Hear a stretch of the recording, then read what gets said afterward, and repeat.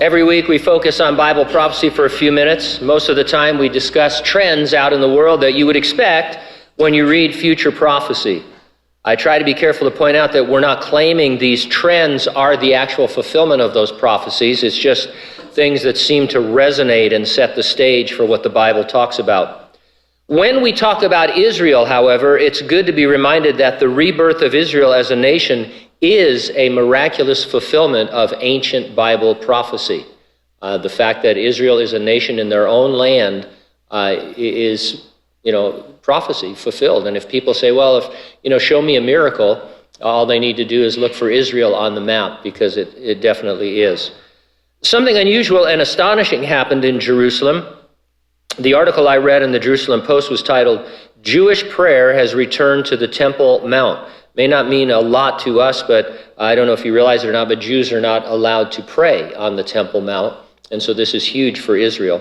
And so let's read some excerpts from the article. Jewish worshipers are able to pray on the Temple Mount with what appears to be the consent of police forces at the site, the Jerusalem Post observed during a visit there on Thursday. Despite the insistence by Israel police that there has been no change in the decades-old policy, Jews now pray in full view of the police.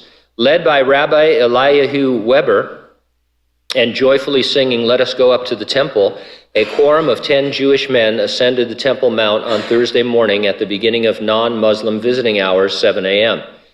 The group began the typical counterclockwise tour of the site, accompanied as usual by several police officers.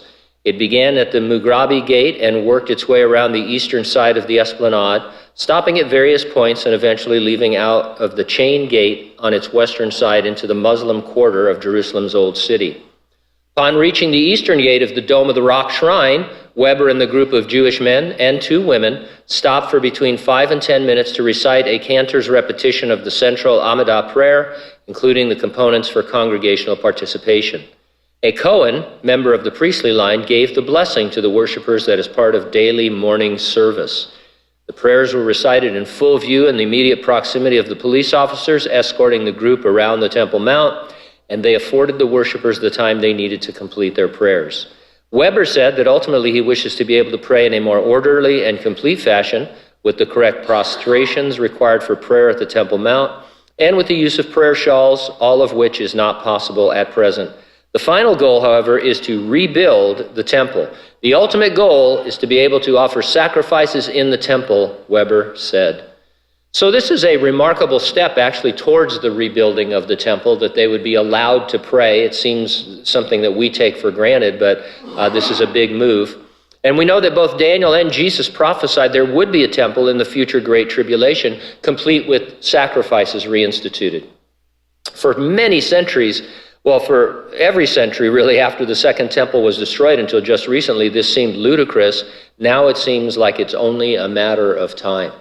I remember when I was first saved, they would talk about how there's going to have to be a war to blow up the Dome of the Rock and, all these crazy theories in order to get a temple built. And now you just see how they're just creeping towards it, building the implements, getting them ready, getting the priesthood ready, starting to pray, God giving them grace to do that. So there's definitely going to be a temple just the way the Bible predicts.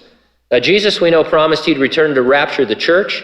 He'd resurrect the dead in Christ of the church age and then translate from the earth to heaven all living believers. It is presented in the Bible as imminent any moment. And so as we see prophecy moving towards its fulfillment and understand what's happening in the last days, our eyes are fixed above on the coming of the Lord for his church. Are you ready for the rapture? If not, you need to get ready and stay ready and keep looking up, because ready or not, Jesus is coming.